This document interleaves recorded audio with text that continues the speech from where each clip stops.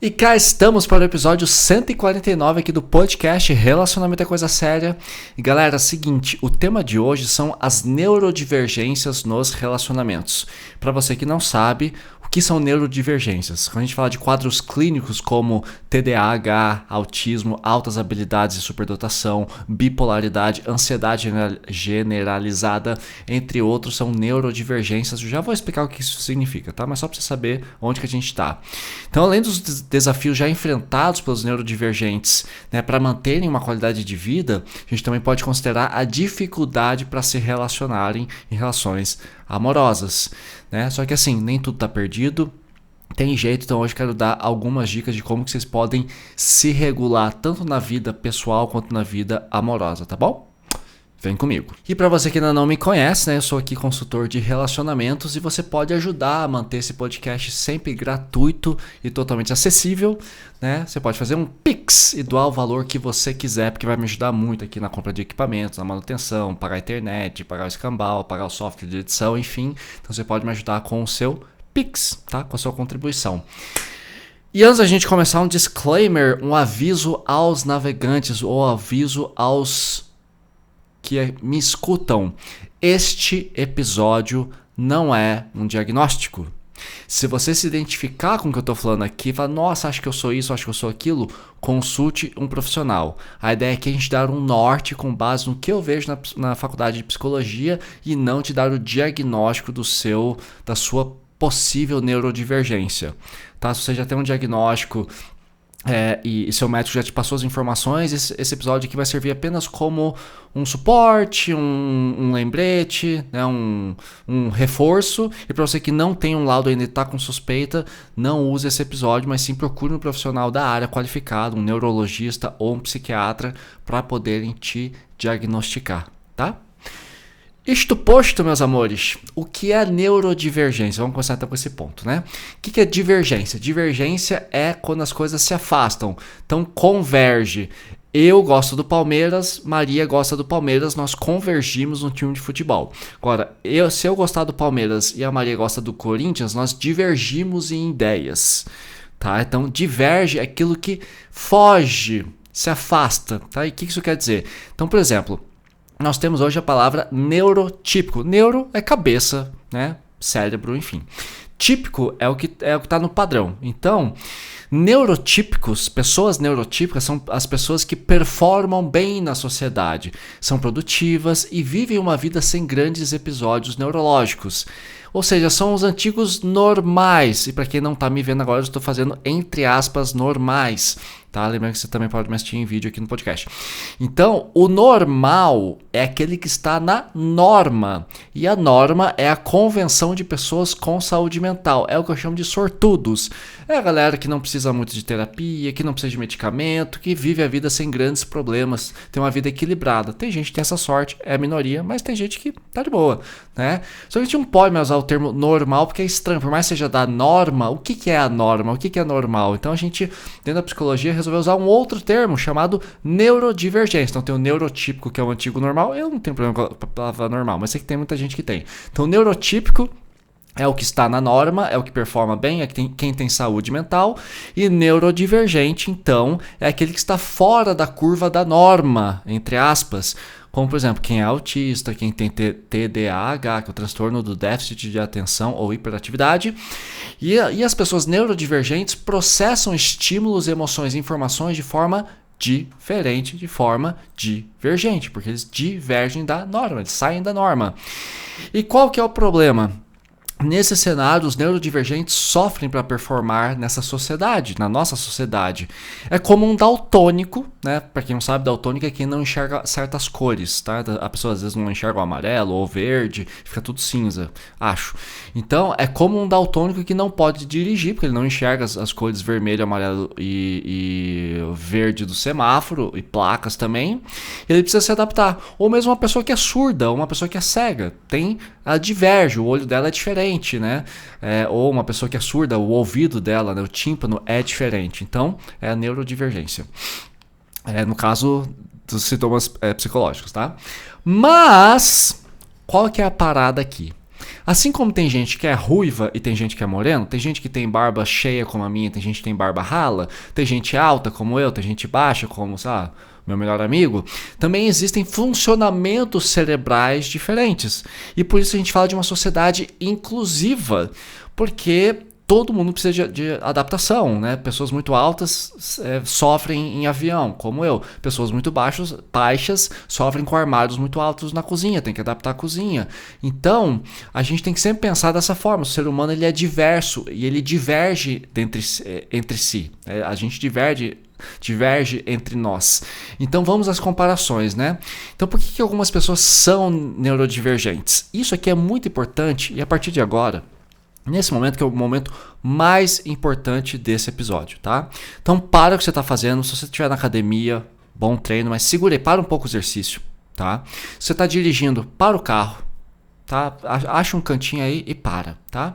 Se você está lendo um livro, não teria como ler um livro me ouvindo, mas tudo bem.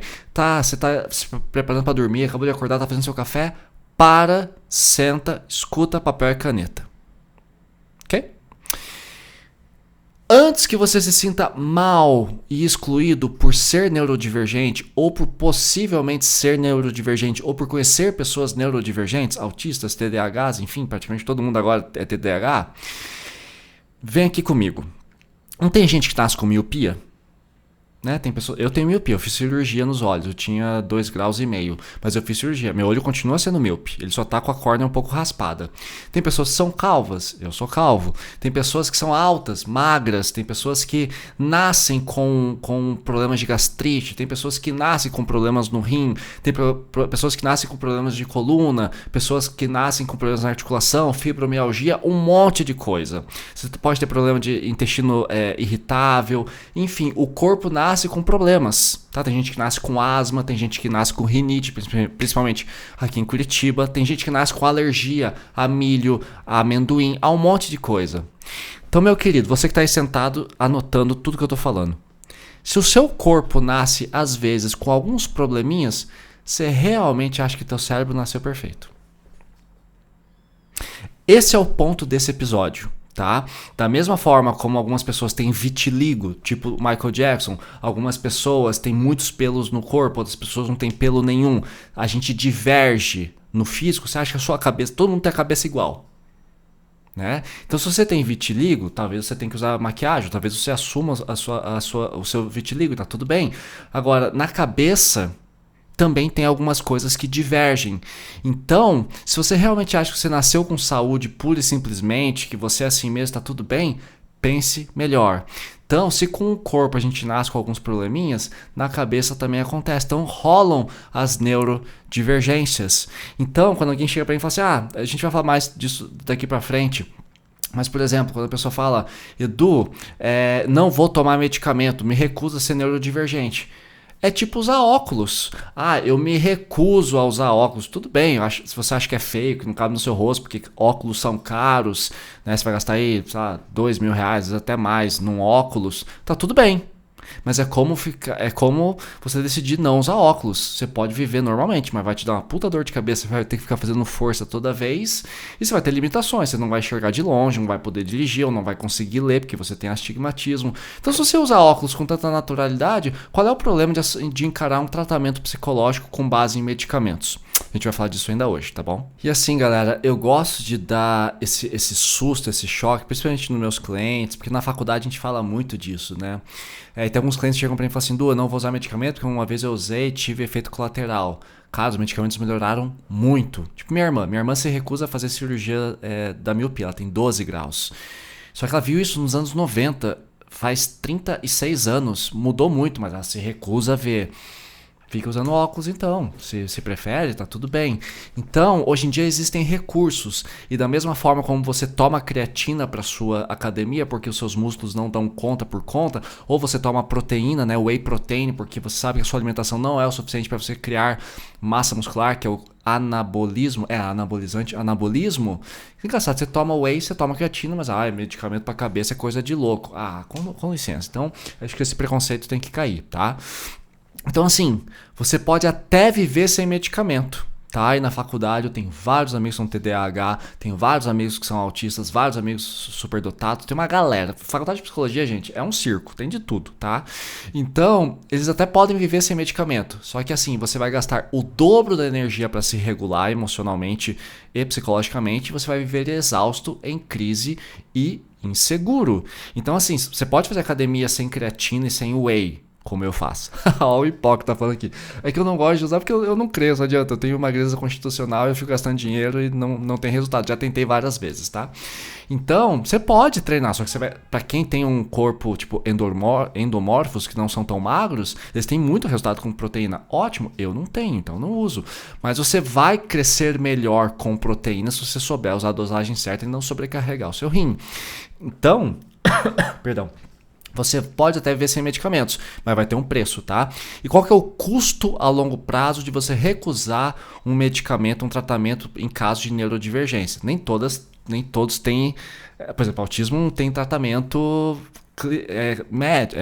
medicamentoso. Você pode, de repente, para ansiedade causada pelo autismo, ou às vezes é autista e TDAH, ou é autista e superdotado, enfim, tem várias questões, mas sempre tem um medicamento que pode ajudar de alguma forma, tá? Porque as neurodivergências causam ansiedade porque nós temos dificuldade, eu também sou neurodivergente, tá? Nós temos dificuldade de nos adaptar, isso gera ansiedade, gera sofrimento, gera preconceito, gera depressão, nossa, é muito difícil. Então, às vezes a gente precisa de um tratamento de depressão, para ansiedade, porque tem várias coisas correlatas que atrapalham. Assim como quem usa óculos fica com o nariz marcado, fica com peso na orelha, suja, engordura, na chuva molha. Então, sempre tem as desvantagens. Estou fazendo comparações bem esdrúxulas aqui, mas só para a gente ficar na mesma página. Então, qual que é o custo a longo prazo de você não cuidar da sua neurodivergência? Você vai envelhecer mais rápido. Então, além disso, neurodivergências não tratadas podem levar a demência precoce, por exemplo, Alzheimer, fica mais possível, né, mais recorrente. Então, o que você economiza em tratamento na juventude é o seu prejuízo na velhice. Tá? Então, hoje você pensa, tem 19 anos, tem 25, tem 32, tem 39, tem 46 e tô de boa. Mas espera chegar nos 60 para você ver. Né? A neurodivergência cobra seu preço. Aliás, qualquer pessoa que não estimula a mente com leitura, com atividade física, vocês vão tudo pagar na velhice. Mas a neurodivergência é mais delicada. Porque assim como você faz, por exemplo, pilates, porque você tem problema na coluna, por que você não pode fazer uma terapia e fazer um tratamento medicamentoso para o seu cérebro que também nasceu com probleminhas? Né? Então a gente acha que a cabeça é perfeita, porque é uma questão cultural. A gente é muito. Que é o que eu chamo de o que eu não gosto na positividade tóxica. Tô deprimido, é falta de Deus. Tá deprimido, é falta de meta. Tá deprimido, é falta de entusiasmo, né? Uhul, vai fazer academia que passa a depressão. Para, gente. Academia resolve músculo, não resolve neurodivergência, tá? Neurodivergências não tem cura. Você nasceu assim, você morre assim. Você nasceu com facilidade para ter hérnia de disco, tipo eu, você vai morrer com hérnia de disco. Então eu tenho 5 e eu tenho que fazer todo um trabalho semanal de academia, de atividade física para controlar os sintomas das dores da hérnia de disco, para eu não precisar de cirurgia, porque eu não quero operar. Meu caso não é tão grave que precise de operação, mas também não é tão simples que eu possa receber alta. Então, com alongamento e academia, eu consigo manter tudo sob controle. Mas eu sei que lá pelos 55, 60 anos, meu disco vai ressecar e provavelmente eu vou precisar de cirurgia. E que bom que existe.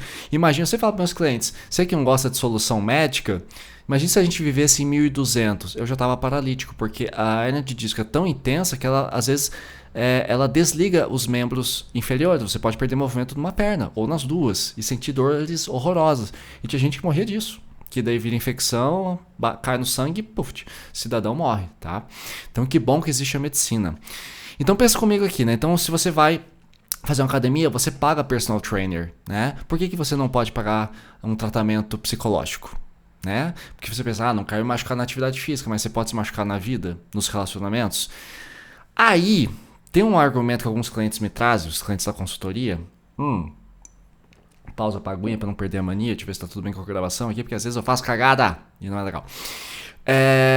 Alguns trazem o seguinte argumento, tá? E o que eu vou falar agora, gente, não é a minha opinião. É a opinião dos meus professores da faculdade que passam as disciplinas sobre neurodivergência. E eu gosto desse pensamento. É radical, até meio cuzão, Mas é assim que eu gosto de pensar a vida. Eu gosto de solução, eu não gosto de problema, tá? Alguns clientes me falam, as pessoas me falam, mas eu não tenho dinheiro para fazer um tratamento médico. Eu sei que é caro. Então vende seu carro, anda de Uber, anda de ônibus. Mas vou abrir mão do meu conforto. Sim, você não quer ter uma cabeça boa? O que vale mais? Ir de A a B estressado, com seu TDAH ali te moendo, ou pegar um ônibus tranquilão? Ok, vai demorar um pouquinho mais, um pouco desconfortável, às vezes tem chuva, às vezes está meio cheio. Vende seu carro, com o dinheiro do seu carro você consegue andar de ônibus por um tempão e ainda pagar o seu tratamento. Mude para um apartamento menor, se você mora sozinho, se só você e sua namorada e namorado está numa casa gigante com 5 quartos, muda para um apartamento menor, vocês vão economizar em aluguel, pode fazer o tratamento. Para de pedir iFood, começa a cozinhar em casa, você vai economizar. Pare de beber. Quando eu fiz a conta do quanto eu gastava de bebida por mês, eu parei de beber na hora. Que eu gosto de botar meu dinheiro no lugar certo. Então, você pode cortar doces e processados. Sabe aquele chocolatinho que você come toda semana? Vai juntando isso aí ao longo de um ano pra você ver se não paga um tratamento, ou pelo menos o diagnóstico, né? O laudo, que o laudo é caro também. Venda a sua TV, passe a ler livros, assiste filme no celular, compre um celular mais simples. Você realmente precisa de um iPhone 250 com 80 GB de memória, o caralho, que custa 16 mil reais. Pra ver Instagram e tirar fotinha bonita? Mano, vende teu iPhone, pega um mais simples e investe no seu tratamento. Porque quando você envelhecer, seu cérebro vai envelhecer. E quanto mais envelhece, pior você fica. Lembra do Bruce Willis que tá lá com demência avançada. Então assim, maus hábitos financeiros e de vida pioram a sua saúde mental, tá? Então, na pior, saiba controlar seus sintomas. Se você realmente não tem dinheiro, é importante que você saiba controlar seus sintomas, tá? E avise as pessoas quando você começar a perceber que você está entrando numa crise, ao invés de simplesmente dizer, me aguenta como eu sou. Se você souber, tiver o diagnóstico, mas não puder fazer o tratamento, a gente, né, nós da área de psicologia, temos vários protocolos que você pode usar. Você percebe quando vai ter crise. Por exemplo, o TDAH, ele sabe quando vai entrar em hiperfoco, ele percebe quando está se distraindo, ele pode criar uma agenda, ele pode ter ajuda do parceiro, dos amigos, da família. Então, peça ajuda. Se você não tem condições, peça ajuda. Não pode pagar academia? Faz calistenia, que é atividade física em casa. Não posso pagar um laudo. Tudo bem, então aprenda sobre os seus sintomas, entenda quando você vai ter crise, tenha um diário, vá anotando isso bonitinho, tá bom? E assim, galera, eu gosto de dar esse choque de realidade porque eu gosto de solução, tá? Eu atendo vários clientes que são neurodivergentes diagnosticados com um laudo, tá? Eles me apresentam um laudo bonitinho. E a gente pode trabalhar dentro dos relacionamentos. Então, alguns deles se recusam a tomar medicamento, outros negam os sintomas. Você fala, cara, é solução. Remédio é solução. E lógico, eles têm algumas queixas. Eu vou falar até o final desse episódio quais são as queixas que eles trazem, as frases bonitinhas sobre quais são os problemas de fazer o tratamento. Eu vou falar disso também, tá? Mas o que eu quero falar antes da gente começar a falar do TDAH, que é o mais importante, tá? Quais são os maiores inimigos dos neurodivergentes? Na verdade, aqui eu vou falar dos maiores inimigos do ser humano no geral. Mas vai lembrar, para um míope, é muito mais difícil dirigir. Ele vai precisar de uma recuperação a mais. Por exemplo, você pode comer cenoura, que ajuda realmente na saúde ocular. Mas só comer cenoura não vai curar sua miopia. Então você precisa do óculos. Né? Assim como uma pessoa que tem diabetes, tem pessoas que nascem com diabetes. Ela precisa tomar insulina. Sem insulina não dá pra ver? Sim, mas ela vai ter que cortar o açúcar brutalmente, vai ter uma qualidade de vida delicada, porque comer é gostoso, é bom comer certas coisas. Então existe aí a insulina justamente pra gente poder ter mais qualidade de vida e mais liberdade na gastronomia desses pacientes, né? Então é muito importante você focar nisso. Mas o que fode com o neurodivergente? E o neurodivergente vai sofrer muito mais com isso do que uma pessoa neurotípica, tá? Uma pessoa normal. Sono ruim. Você dorme mal. Nossa, bipolar então, bipolares, borderline, TDAH, então sem sono você vira um retardado, tá? Então, cuidado, tá? Jeito de falar aqui, mas o sono vai acabar com você. Segundo ponto, excesso de telas, tá? O excesso de telas, daqui a pouco eu vou falar um pouquinho sobre uma informação que meu professor de neurodivergência trouxe sobre as pessoas que têm TDAH. Segura aí que daqui a pouco você vai saber um pouquinho sobre telas, tá?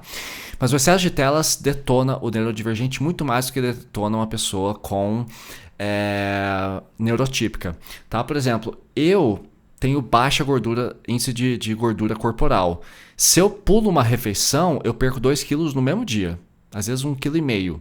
Uma pessoa que tem uma saúde corporal melhor, que tem mais músculo, tem um pouco mais de gordura do que eu, 20%, 30%, a pessoa pode pular o almoço, que às vezes não faz nem diferença, mas pra mim faz. Então eu não posso ficar sem comer. Eu tenho que comer o dia inteiro. Então eu tenho que me adaptar.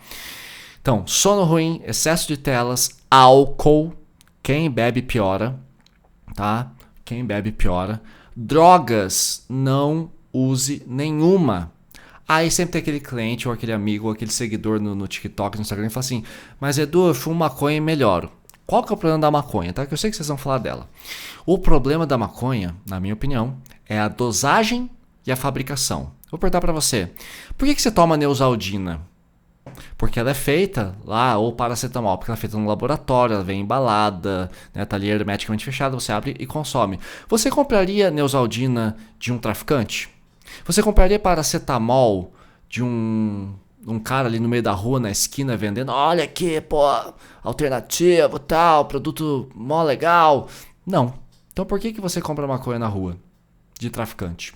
Além de você alimentar a violência, você sabe... Lembrem-se de Tropa de Elite. Eu não estou aqui para falar da política de Tropa de Elite. Estou aqui para condenar o tráfico de drogas, tá? E, que a gente sabe muito bem onde começa. Então, o problema é a dosagem e fabricação. Quanto de maconha você pode tomar ou consumir que é saudável para você? Você não sabe. O cara vai lá e fuma 3 baseados por dia. Mano... Existe dosagem. Você toma uma cartela inteira de Neosaldina ou você toma só uma ou duas? Uma ou duas. Então por que a maconha é diferente? Porque a maconha é divertida e você acha que uma erva natural não pode prejudicar. Plant hemp, sinto muito, você estava errado. Então, tem que tomar cuidado com a dosagem. E a fabricação. Cara, quando eu fumava maconha na adolescência, já foi muita maconha.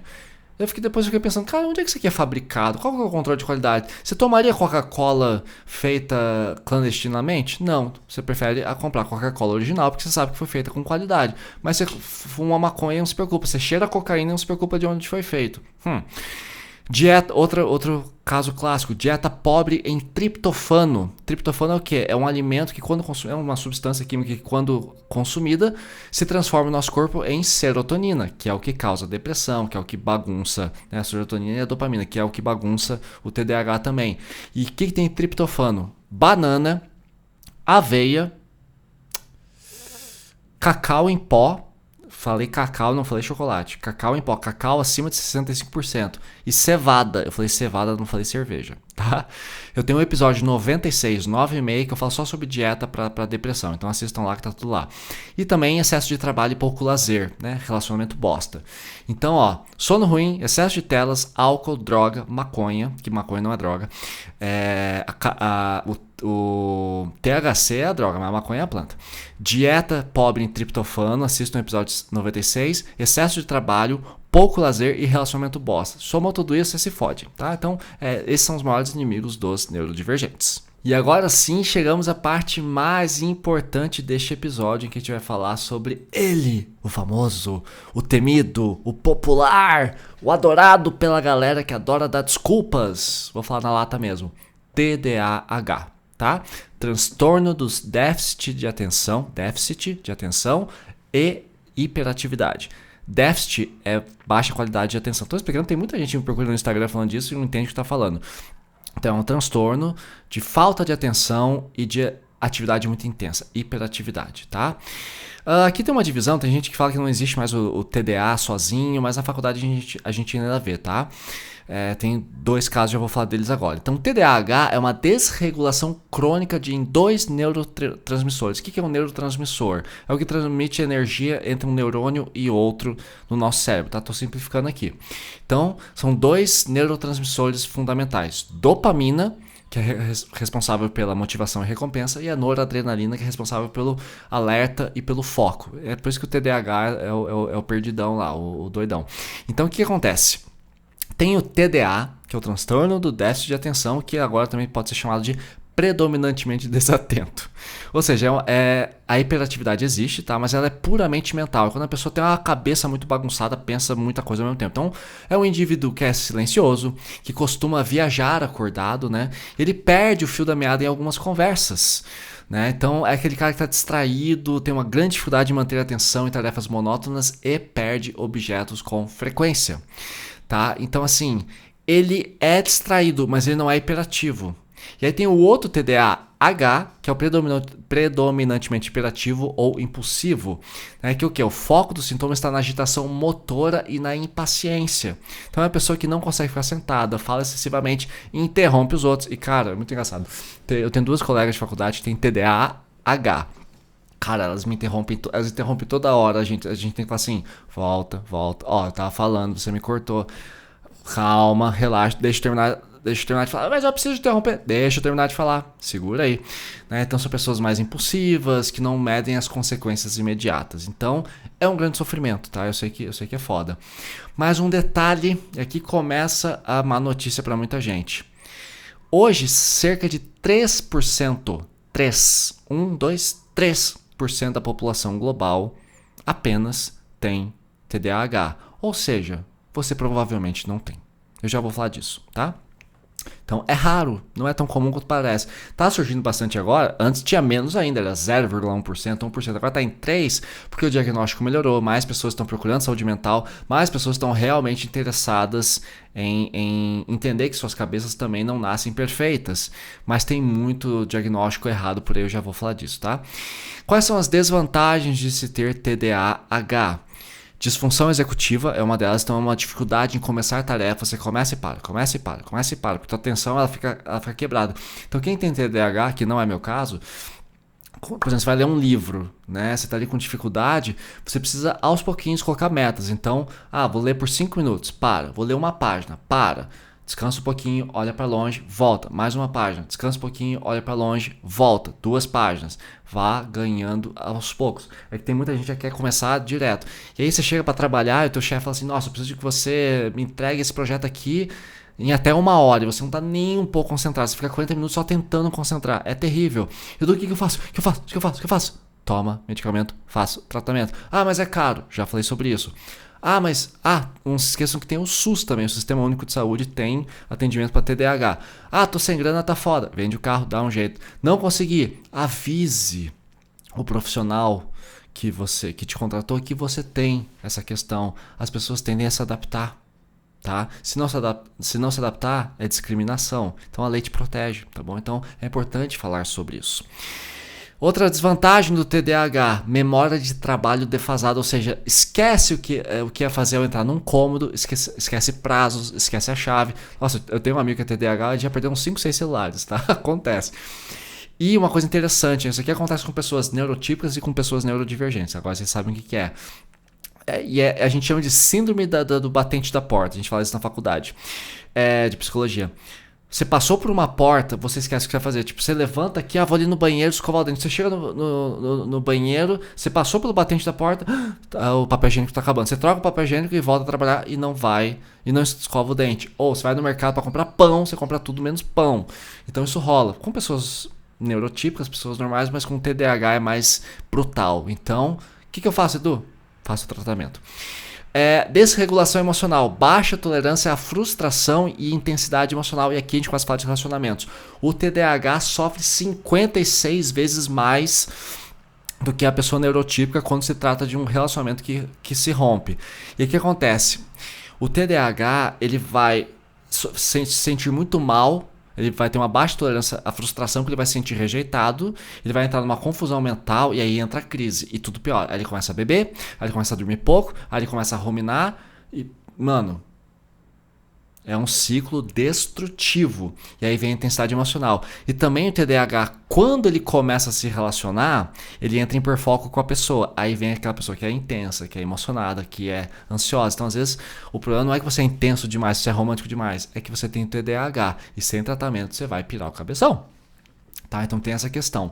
Então é sempre muito bom você saber o que está acontecendo. Então se você, por exemplo, tem TDAH e você está no relacionamento, está sem tratamento, você tem que saber, olha, a minha intensidade talvez seja o meu transtorno que está aqui em operação, então eu preciso avisar a pessoa, eu sou TDAH, às vezes eu posso ser um pouco intenso. O que você não pode é abusar, né? Eu digo assim, ser intenso demais e ser agressivo, e ser ansioso, e ser possessivo, ser ciumento. Eu sou assim, eu sou TDAH, então me aguenta. Também não é assim, tá? Outra desvantagem do TDAH, que é exaustão por masking. O que é masking? É mascarar. Ou seja, você tem que fingir que não tem TDAH para poder performar no mundo, né? Tem pessoas que recusam o diagnóstico, eu não tenho essa bosta aí não. E aí você vai viver sem o tratamento, vai te deixar exausto. E a pessoa sucumbe, tá? Literalmente. E agora, quais são as vantagens de você ser TDAH? Porque, gente, nem tudo são trevas aqui, tá? Tem vantagem também, tem grandes músicos, grandes nomes da arte, da ciência que têm TDAH e viveram muito bem, tá? Ou a grande vantagem é o hiperfoco. Quando o cérebro do TDAH gosta de alguma coisa, mano, vocês mergulham com detalhismo e criatividade. E aí, cara, o único problema é que vocês esquecem do mundo. Mas eu tenho colegas na faculdade, colegas de trabalho, psicólogos inclusive, que eu conheço que eles, quando entram em hiperfoco, são profundamente interessantes. São pessoas geniais, que trazem soluções que você fala, caralho, o cara começa a trabalhar no projeto na segunda, termina na quinta, o troço vem, que é um troço que eu levaria um mês para fazer. Então são pessoas que quando entram em hiperfoco, têm uma capacidade cognitiva acima da média. É o que eu falo assim, TDAH bem reguladinho, medicado, né, na esfera certa, mano, o cara é gênio, ou a garota é gênio. Então, vocês têm que pensar muito nisso, tá? Porque tem as vantagens também. Então, só que assim, tem alguns problemas. Na faculdade a gente vê muito isso. A gente tem uma discussão mais séria, porque tem muita gente que entra na faculdade, eu não condeno isso, porque eu também fiz isso, que entra na faculdade porque é bipolar, porque é TDAH, porque é isso, porque é aquilo. No meu caso, é o transtorno da ansiedade generalizada. Então, o que acontece? A pessoa entra na faculdade querendo solução, né? Se descobrir, tá tudo bem. Acho que isso assim como uma pessoa pode entrar na faculdade de medicina para estudar o câncer porque o pai morreu de câncer. Não acho errado isso. Acho, pelo contrário, acho digno. Então, só que assim, o que acontece? Tem muita gente na faculdade que fala assim, a gente vai fazer um trabalho, vamos lá, vamos fazer sobre a psicanálise de Freud, a gente vai fazer o trabalho, daí eu faço uma parte, fulano faz outra parte, o ciclano faz outra parte. Aí geralmente o que tem TDAH chega na véspera, faltando 15 minutos pra entregar a porra do trabalho, e fala assim, não fiz minha parte porque eu entrei em hiperfoco. Como assim você entrou em hiperfoco? Não, foi mal, eu tava aqui jogando um jogo, comecei a ler um livro, não consegui parar, e entrei em hiperfoco, não fiz minha parte, sinto muito. A gente não aceita esse comportamento na faculdade, tá? Porque TDAH não é desculpa para negligência, porque tem tratamento, você pode fazer a coisa reguladinha, agora chegar na véspera, não pode. Mas o que pode ser feito? Na faculdade é o seguinte, você apresenta o seu laudo, eu tenho TDAH e eu preciso de adaptações. Aí tem prova diferenciada, os prazos são diferenciados. Então se você avisou que o mundo se adapta. O que você não pode é negligenciar a sua parte e dar desculpa do transtorno. Não pode. Porque isso é bengala, tá? E os caras falam isso muito forte na faculdade. E outra vantagem, né? A performance sobre crise. Aqui eu coloquei sobre crise, não sei bem isso. Mas enfim, a performance. Quando você está em hiperfoco, você tem uma capacidade de resolver problemas de uma forma complexa e você pensa fora da caixinha. Então é muito lindo de ver. Continuando, gente, eu separei aqui uma parte em que eu falo sobre o TDAH e o sensacionalismo, tá? E aqui eu vou explicar aquilo que eu falei sobre a questão das telas. Lembra que eu falei agora mais cedo? O que é o problema, galera? TDAH caiu na moda. É que nem narcisismo, tá? Ok, o narcisismo piorou muito. Tem muita gente que é narcisista de fato, mas não é todo mundo. E muita gente usa esse rótulo pra agredir um ex-parceiro que às vezes nem é narcisista. Mas também tem muita gente que usa a ideia do TDAH, às vezes a pessoa nem é diagnosticada em mente, ou a pessoa foi diagnosticada por um profissional ruim, né? Então sim, profissionais erram. Nossa, gente, não existe exame de sangue para TDAH, para autismo, para bipolaridade, é por comportamento. Tá? Não existe, a gente não dá para fazer um mapa genético ainda, quer dizer, eu acho que não dá, até onde eu sei não dá. O autismo eu sei que tá começando até agora, e acho que bipolaridade também, mas no restante, não tem como, a gente vai pelo comportamento, tá? Então, assim, o vitimismo do diagnóstico. Então, muita gente fala, eu tenho TDAH, eu sou difícil, me aguente. Não, o medicamento vai te aguentar, o seu terapeuta vai te aguentar, a sociedade não está preparada para te acolher. Então, a gente pode fazer adaptações, só que a gente tem que saber o que está acontecendo e você tem que colaborar também. Tá? Então, o que a gente é contra é esse comportamento de eu tenho diagnóstico e resolvam minha vida, sendo que é o paciente que também tem que fazer boa parte do esforço, ir até terapia, né, rotineiramente, de forma disciplinada, fazer os exercícios, enfim, procure seu psiquiatra, ele vai te passar as recomendações no caso de TDAH, tá? Então, o mundo não para de girar por você, infelizmente. né? Os aviões não vão adaptar as cadeiras porque eu sou alto e tenho hernia de disco, não vai ter uma cadeira de avião que vai ser ergonômica, posso até procurar, mas não tem para todo mundo. A vida é injusta, galera, então a gente tem que se adaptar também. Então, se tem tratamento, é importante você procurar esse tipo de ajuda, tá? Então vamos lá. O que o meu professor da faculdade falou? O meu professor, ele dá aula sobre TDAH e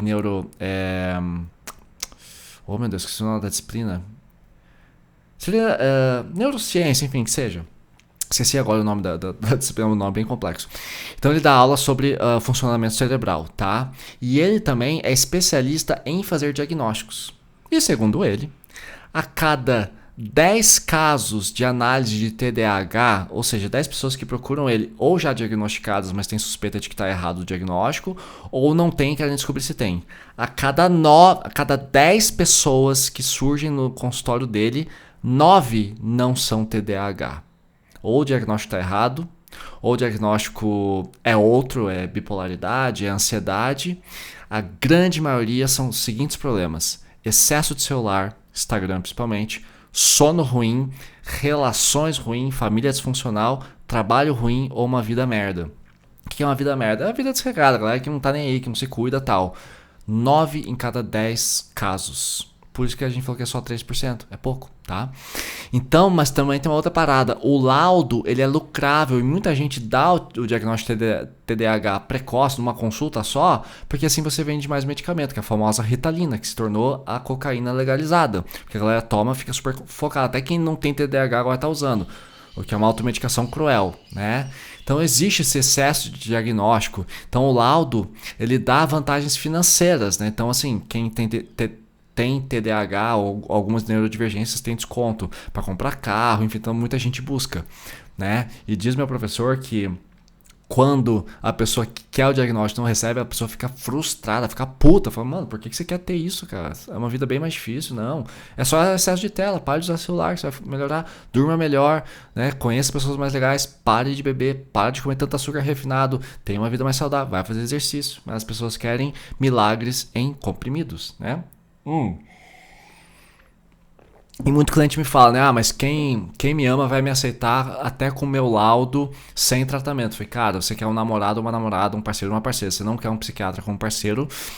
O parceiro não é responsabilidade dele, tá? Eu que trabalho com psicologia, que trabalho com consultoria, eu aviso, ó, eu sou neurodivergente, minha ansiedade é foda. Quando eu tô desregulado, eu preciso ficar sozinho e fazer as minhas regulações. Alongamento, eu preciso tocar violão, às vezes eu preciso tocar violão por 2 horas para regular, para poder me acalmar. Ou eu preciso fazer meditação, ou preciso fazer atividade física, ou eu preciso às vezes recorrer a medicamentos, ou vou pra terapia.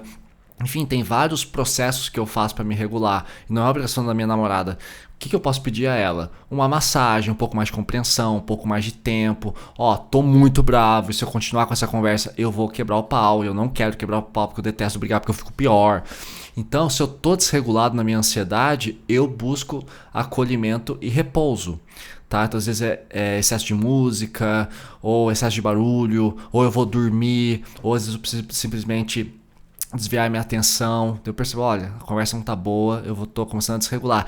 Eu aviso que eu tô desregulando, que a minha ansiedade tá ficando agressiva e eu vou me preocupar pela minha regulação. O máximo que eu posso pedir pra garota é me dá 20 minutos, espera um pouquinho, faz um café pra mim, faz um chá pra mim, traz um pouquinho de mel, se você puder fazer uma canja de galinha pra mim, pra eu dar uma relaxada, qualquer coisa. Me dá um abraço, faz um cafuné. Isso é apoio.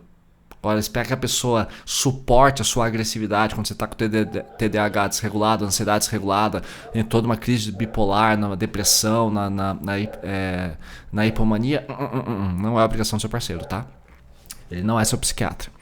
E agora algumas menções honrosas. O foco aqui era a gente falar do TDAH, então já entenderam, né? Perfeito, então vamos lá. TAG, que é o transtorno da ansiedade generalizada. Meu caso, que são os ansiosos crônicos. São pessoas muito intensas, impacientes, egoístas, que querem discutir tudo na hora. São pessoas que meu caso, ficam impacientes quando a mensagem demora para chegar, que já querem casar no segundo encontro. Eu tenho isso, só que eu aprendi a regular para ir para o vínculo seguro. E se você quer aprender a lidar melhor com a ansiedade, eu te recomendo duas coisas. Primeiro, os episódios 35 a 38 eu falo só sobre ansiedade. Eu não preciso me alongar aqui nesse episódio, tá? Eu falo só de ansiedade praticamente em todo o meu trabalho gratuito que tem na internet, Instagram, TikTok e aqui o podcast. Mas você também pode comprar o meu curso. E deixa eu até anotar aqui se não esqueço, o cupom dessa semana para ter desconto de 20% no meu curso é o cupom NEURO. Vou colocar só neuro, mais fácil, né? Neurodivergente, vocês vão esquecer, vão escrever errado. Então é uma palavra muito longa, até eu erro. Então, neuro, tá? Pelo meu curso você consegue aprender a controlar os gatilhos. Seja você uma pessoa ansiosa por natureza, ou uma pessoa com transtorno de ansiedade generalizada. Não é a cura, mas tem vários protocolos que ajudam você a ter um relacionamento mais saudável quando você é um ansioso. O meu curso, o link tá na descrição, tá bom? Relacionamento saudável na era do like. Por que esse nome? Porque é o Instagram que fode com a porra toda, é o excesso de telas que fode com tudo. Então, vocês precisam de protocolos para controlar a ansiedade. Né? Lógico, tem a questão do medicamento, tem a questão da terapia, da consultoria, mas vocês podem ter vários protocolos úteis, tá? Próxima menção honrosa que eu não vou prolongar aqui porque é mais raro, que é o que? O autismo em adultos dentro de relacionamentos. Então, algumas características do autismo em adultos, que é o autismo leve, tá? Que é comunicação direta e literal. Então, o autista, eu tenho vários amigos que são autistas, são pessoas maravilhosas, como eu gosto deles. Eles são sempre assim, tá? Eu tenho 3 ou 4 amigas na faculdade, beijo a todas elas sabem quem são. Como eu não avisei que ia falar delas, não vou citar nomes, tá? Mas elas sabem quem são e eu amo elas de paixão. A gente faz altos trabalhos animais porque os autistas são geniais. É muito bom trabalhar com eles. Então, eles têm comunicações mais sérias. Por exemplo, tem uma amiga minha que é autista e ela raramente tolera uma piada. Ela às vezes faz, as piadas são ruins, não tem a menor graça, porque é literal, então...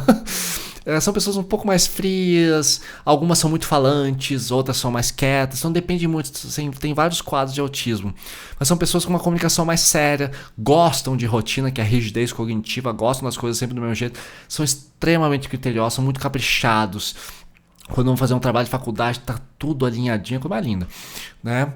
E tem a versão ao small talk, são as conversas pequenas. Então eles detestam conversas rasas, né? Eles preferem ficar em silêncio, isolados, ou do que ter uma conversa tipo, tá chovendo hoje, né? Eles gostam de conversas profundas. E quando eles conectam, puta que pariu. Tem vezes que a gente tá fazendo trabalho, que um deles começa a falar, nossa, é um discurso de meia hora. Você fala assim, meu Deus, não acompanhei. Então eles são geniais, tá? E os autistas têm uma bateria social limitada. Mas aqui eu tô falando de uma parte do quadro. Tem outros autistas que têm algumas limitações, que têm algumas dificuldades. Mas geralmente são pessoas bem fechadas, com dificuldade de comunicação, que gostam de certas rotinas, tá? Outra menção honrosa, porque eu não quero aprofundar aqui, porque não vai caber. Dislexia, que é dificuldade de aprendizado, também é uma neurodivergência. Temos também a bipolaridade, tem os tipos 1 e tipo 2. Tipo 2 é mais ameno, que tem a depressão e tem a hipomania. E tem o tipo 1 que é um pouco mais intenso, que é a mania e a depressão. Agora, se engana quem acha que bipolar, quem acorda mal e dorme bem, acorda bem e dorme mal. Não. A bipolaridade... ela pode ter as variações de polos, né? Por exemplo, as pessoas neurotípicas são unipolares, elas só tem uma polaridade, o humor é regulado. E tem as pessoas bipolar, bi de 2, lembra de bissexual, bipolar, bicicleta, 2 rodas. Então bipolar tem 2 polaridades, que é a polaridade da mania, que é a intensidade, e a polaridade da depressão. Só que entre uma e outra podem se passar meses, semanas. Então a pessoa vai ficar semanas deprimidas, não consegue sair da cama. Ou semanas super intensa, super criativa. Então essa coisa de tá bem num dia e mal no outro. As flutuações são mais lentas. Eu tenho vários colegas de faculdade, são bipolares e são pessoas maravilhosas, tá? Então essa ideia de que bipolar não namore com ele não é bem assim. Se faz o tratamento bonitinho, se entende, faz terapia, a pessoa pode ter uma vida praticamente normal, tá? Então não é uma sentença de uma condenação. Se você conhece algum bipolar meio fora da caixinha, provavelmente porque o tratamento não está indo legal. E eles são apenas 1 a 2% da população, tá? E a última menção honrosa são as altas habilidades e superdotação. São pessoas que têm uma grande capacidade de raciocínio, de resolução de problemas. São raríssimos, mas eles têm muita dificuldade porque eles pensam tão rápido e resolvem problemas com tanta velocidade que dentro de um relacionamento amoroso eles ficam realmente com dificuldade de comunicação, porque eles às vezes querem resolver as coisas na hora e não dá, e aí entra a ansiedade. Então, dislexia, bipolaridade, altas habilidades, tudo isso vai converter em ansiedade alta. Aí você pode fazer um tratamento para a ansiedade, são os efeitos colaterais. Assim, os sintomas, né, que vêm para qualquer ser humano, mas para os neurodivergentes pode ser bem pior, tá? Lembrando que a bipolaridade, qual que é o problema? Em relacionamentos, são pessoas muito intensas. Às vezes, quando estão em hipomania ou em mania, querem fazer sexo toda hora. E quando estão em depressão, não querem contato físico por meses. Então é muito difícil de se relacionar. Tem tratamento também, tá? E agora eu vou falar um pouquinho sobre as queixas com os tratamentos. O que eu escuto de clientes em relação aos tratamentos e por que eles recusam tanto, aonde que começa a dar problema, tá? Frases que eu sempre escuto. Ah, mas eu não quero fazer tratamento porque eu vou deixar de ser eu mesmo. Essa é uma queixa muito comum que eu recebo de vários clientes. E o que eu falo? Tudo bem, não faça o tratamento. Mas se você é míope e se você está sem óculos, eu não entro no carro que você está dirigindo, tá? Então não entro no carro em que você estiver sem óculos. Porque muitas vezes a consultoria ou a terapia, elas não avançam quando a pessoa não faz o tratamento médico, né? O tratamento químico, porque os sintomas são muito mais fortes do que a terapia é capaz de converter. Então o ideal é ter a terapia com o medicamento em alguns casos, tá? Então você não vai deixar de ser você mesmo, né? Porque sem medicamento, sem o tratamento, você é puro desequilíbrio. E abrir mão desse desequilíbrio é difícil para muita gente, porque a pessoa se acostumou. Às vezes a pessoa viveu ali 20, 30, 40, 50, 60 anos com TDAH, com neurodivergência, com autismo, com bipolaridade, que ela acha que aquele é o normal dela, que o normal é brigar, que o normal é ser intenso, que o normal é sofrer por amor. Ah, mas tem sofrimento porque é amor de verdade. Não, isso é sintoma, tá? Não precisa ser tão ruim assim. E outra coisa, a gente se acostuma com os sintomas, eles se tornam crônicos. Então isso aí que você está vivendo não é o seu jeitinho, estou aqui fazendo entre aspas, é apenas a sua neurodivergência tomando conta e comendo solta na sua rotina. Então às vezes você nem sabe como que você é no estado normal sem a intensidade da neurodivergência, tá? Sem os problemas que a neurodivergência traz. Então, quando entra o medicamento e ele funciona, aí sim você está conhecendo o seu verdadeiro eu. Quando a pessoa fala, esse aqui não sou eu mesmo medicado, é que você nunca se viu. É tipo uma pessoa... Você tem aquele amigo que fuma maconha todo dia, você nunca conheceu ele sóbrio? Ou aquele cara que tá sempre bêbado, você não sabe como é que ele é sem bebida? Então, mesma coisa, são sintomas, né? É complicado. Outra queixa frequente. Ah, mas os sintomas, os efeitos colaterais são terríveis. Olha, os efeitos colaterais podem ser terríveis, mas isso é responsabilidade do seu psiquiatra. Se você está tomando medicamento, está tendo efeito colateral, sono, preguiça, cai a libido, você fica apático, o medicamento está errado ou está na dose errada. Então não pode ter efeito, porque se tivesse, você não vai tomar. Tem medicamento que dá enjoo. Eu tive muito enjoo ou perda de libido, nossa, horrível. Cara, você não sente vontade nenhuma de fazer sexo. Então, no começo podem acontecer esses sintomas, mas se está acontecendo, procure seu psiquiatra. E se ele não te falou sobre dieta, sobre consumo de triptofano com aveia, banana, cacau, ele não falou dos efeitos colaterais, você está num psiquiatra bosta. Psiquiatra bom fala sobre efeitos colaterais e conversa longamente com você a respeito disso, tá? Porque ele quer teu bem. Tá? Outra queixa clássica. Ah, mas não fez efeito ainda. Calma que o medicamento demora 3 a 4 semanas, tá? Então seja paciente. Eu sei que a Ritalina ela é mais imediata, tá? Para o TDAH. Agora, depressão, ansiedade, bipolaridade demora um pouquinho mais, então calma, tá? Ah, não vou tomar porque causa dependência. Depende do medicamento. Os controlados são controlados justamente porque causa dependência. Só que se você usar conforme a indicação recomendada pelo médico, você não vai ter problemas. A não ser que você abuse do medicamento e tome fora da prescrição. Então, quem causa a dependência é se você tomar de forma irresponsável, tá bom? E finalmente, lembrando, para a gente fechar esse episódio aqui, o remédio vai reduzir a sua rigidez cognitiva. E nisso você vai ficar menos teimoso e menos trágico no consultório, numa terapia, numa consultoria.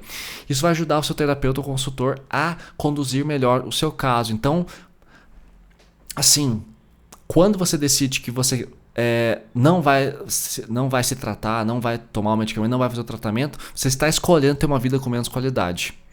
Tá? É uma pena porque você vai querer obrigar os outros a resolver o seu problema. As pessoas não têm esse poder. Então cuida com isso, porque tem tratamento e dá para ter uma vida com qualidade. E qualquer dúvida, procure um psiquiatra ou um médico profissional capacitado, tá bom? Beijos e até semana que vem.